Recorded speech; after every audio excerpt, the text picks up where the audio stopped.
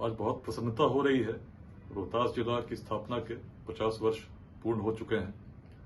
रोहतास से मेरा जो परिचय है इस रूप में है कि उसको भी अपने परिवार के रूप में मैं देखता हूं। मुझे याद आता है कि वर्ष 2008 के स्थापना दिवस पर दिन में स्थापना दिवस का कार्यक्रम हो रहा था। उसके बाद तुरंत बाद पूरे पुलिस डिपार्टमेंट की क्राइम मीटिंग मांझर कुंड के पास रखी गई थी। स्मृतियां अक्षुण्ण हैं। रोहतास में अनेक पल बीते जिसमें क्षेत्र से परिचित होने का अवसर मिला, क्षेत्र के लोगों को जानने का अवसर मिला। क्षेत्र की गौरवशाली विरासत ने मुझे इतना प्रेरित किया कि मुझे लगा कि क्षेत्र में कुछ परिवर्तन होना चाहिए और परिवर्तन केवल उन तरीकों से नहीं हो सकते जिनसे लोग सामान्यतः सोचते हैं।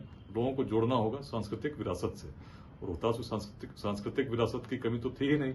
सबसे प्राचीन रोहतास दुर्ग, उसमें ऐसी प्रेरणा समाहित थी जिस पर कभी पूर्व में तिरंगा भी नहीं लहराया था। लेकिन जब लोग जुड़ने लगे तो तिरंगा भी लहराया और जो उग्रवाद की समस्या थी वो नष्ट हो गई। आज कहीं नहीं है, बिल्कुल शांति है रोहतास किले पर, जिसकी प्रेरणा उसी रोहतास किले में ही विद्यमान थी। उन्हीं के संदेशों से जब लोगों को हम लोगों ने जोड़ा, देखिए परिवर्तन कैसे हुआ। विरासत में अद्भुत शक्ति है।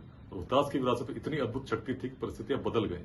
और आज जब आइए मिलकर प्रेरित करें बिहार अभियान को लेकर, बिहार के हर जिले में भ्रमण कर रहा हूं, लोगों से वार्ता कर रहा हूं, तो कहीं न कहीं रोहतास में जो परिवर्तन हुआ था, जिससे मैंने बहुत कुछ सीखा, उसने मुझ पर बहुत प्रभाव डाला है।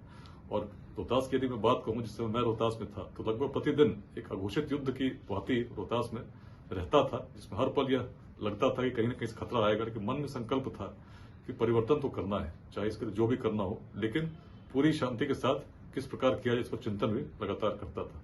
लोग जब जुड़े तो जो असंभव था संभव हो गया।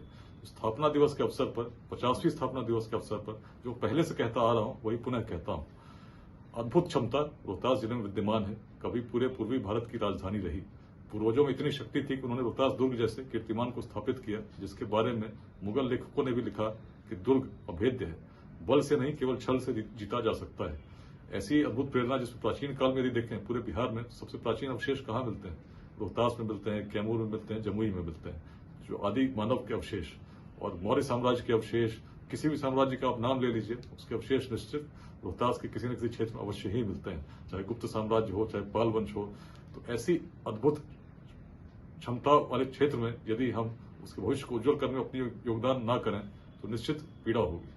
हर युवा संकल्प ले इस स्थापना दिवस के अवसर पर अपने जीवन में कुछ ऐसा योगदान अवश्य करेंगे जिससे अपने जिले की गरिमा को पुनः स्थापित करेंगे उस रूप में जिस रूप में प्राचीन काल में लोग उसे जानते थे।